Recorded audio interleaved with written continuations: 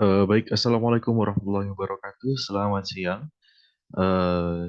Nama saya Muhammad Zilan Taufiki, nomor induk mahasiswa 2002 0311110039 dari kelas Hukum Tata Negara ICP 2020. Di sini saya akan menjelaskan tentang upaya hukum acara perdata eh, yang saya buat untuk memenuhi tugas dari mata kuliah Hukum Acara Perdata.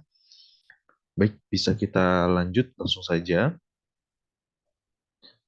Yang pertama kita akan mengetahui apa yang akan kita bahas di sini, yaitu ada dua, yaitu upaya hukum biasa dan juga upaya hukum luar biasa. Jadi di dalam hukum acara perdata itu ada upaya hukum. Nah, upaya hukum ini perlu diingat bahwasanya upaya hukum ini adalah salah satu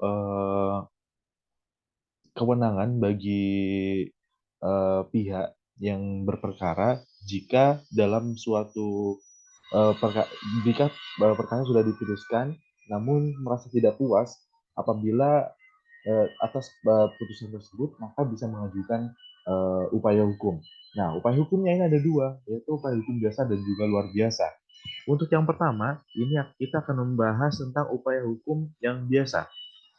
Nah, ini bisa kita ketahui ada banding.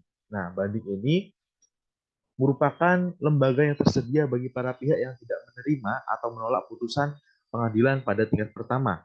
Ketentuan yang dimaksud diatur dalam Undang-Undang Nomor 20 Tahun 1947 tentang Peraturan Peradilan Ulangan di Jawa dan Madura yang mencabut ketentuan banding yang terdapat pada Herzin Inlandisch Regelment atau HIR.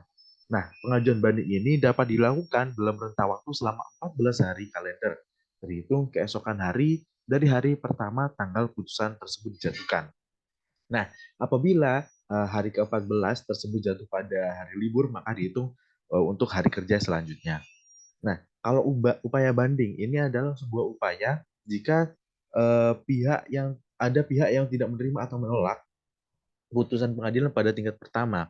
Pada tingkat pertama ini berarti pengadilannya ada di tingkat kota atau kabupaten, di pengadilan negeri kota atau pengadilan negeri masing-masing lah.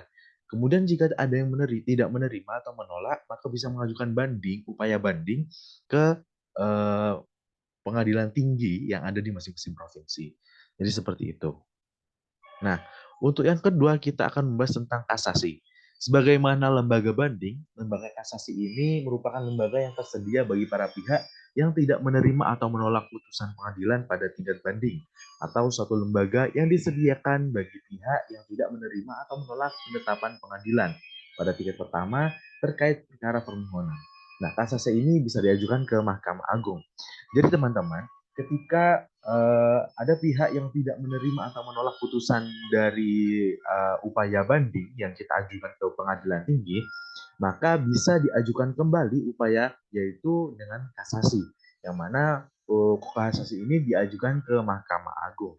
Jadi seperti itu. Jadi bertingkat. Ketika ada putusan pertama, kita mengajukan eh, jika tidak puas kita mengajukan banding ke pengadilan tinggi. Kemudian jika masih tidak puas dengan putusan pengadilan tinggi, kita bisa mengajukan lagi kasasi ke Mahkamah Agung. Nah, untuk yang selanjutnya kita akan membahas upaya hukum luar biasa. Untuk upaya hukum luar biasa ini juga ada beberapa. Yang pertama ada verzet. Nah, verzet ini merupakan sebuah upaya hukum yang dapat ditempuh ketika tergugat merasa tidak puas atas putusan verstek yang dijatuhkan oleh hakim.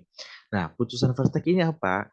Seperti yang kita bahas sebelumnya, bahwasanya putusan verstek itu adalah ketika dalam persidangan ada seseorang tergugat tidak hadir dalam persidangan, maka sidang itu akan diputuskan oleh hakim sebagai putusan fair stake. Nah, kemudian dari putusan fair stake tersebut, jika tergugat masih tidak puas atau tidak puas, tapi memang itu karena kesalahannya sendiri, tidak hadir dalam persidangan, maka dia bisa mengajukan verzet untuk mengajukan upaya hukum atas putusan fair stake tersebut. Namun demikian, putusan Verstek dikeluarkan juga karena pihak tergugat yang tidak hadir dalam persidangan sehingga majelis hakim menjatuhkan Verstek.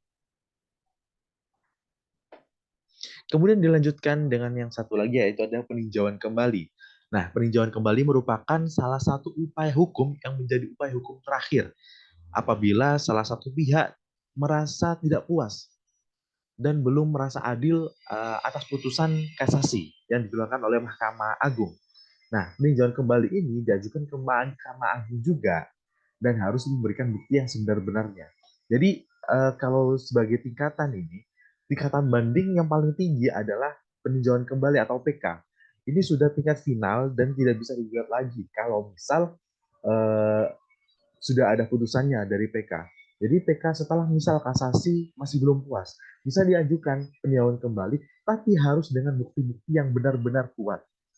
Tidak bisa mengajukan dengan bukti-bukti yang sudah diajukan kemarin, karena hakim akan secara langsung kalau misal mengajukan bukti-bukti yang lama pasti akan ditolak, sehingga peninjauan kembali ini perlu mempersiapkan banyak hal sebelum mengajukan peninjauan kembali. Nah, mungkin itu. Jadi kita sudah membahas ada dua, yaitu upaya hukum biasa dan juga luar biasa. Untuk yang biasa ada banding dan juga kasasi, dan yang luar biasa adalah verset dan juga peninjauan kembali.